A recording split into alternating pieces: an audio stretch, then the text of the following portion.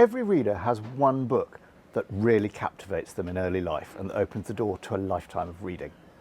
For me, it was Maurice Sendak's Where the Wild Things Are, with its extraordinary mix of strangeness and magic and mild peril. I'm Sam Leith. I'm here in Waterstones, Piccadilly, to speak to some booksellers about which book it was for them. So, Jasmine, do you remember that one first book that really made you fall in love with reading?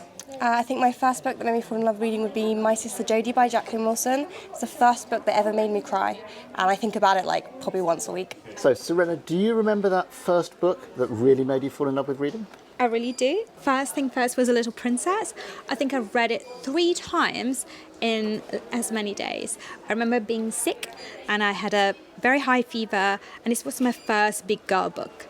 And it was the one thing keeping me, in my mind, very dramatic as a 7-year-old, alive. I think I would have to say Treasure Island. It just absolutely blew me away. It was like you were on the journey with them.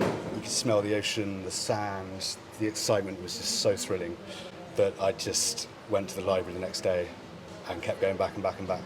Honestly, probably Narnia. I know it sounds very basic, but I just remember it was so magical reading it as a kid. And then I also had the luxury of having the movies growing up.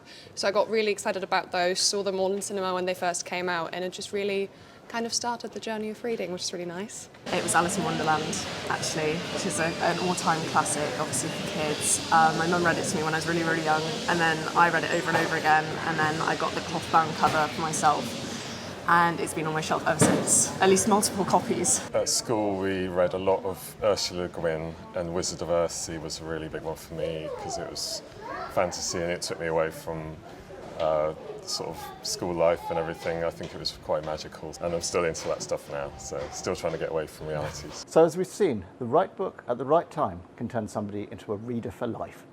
And that's the subject of my book, The Haunted Wood, A History of Childhood Reading, which is just out now in paperback.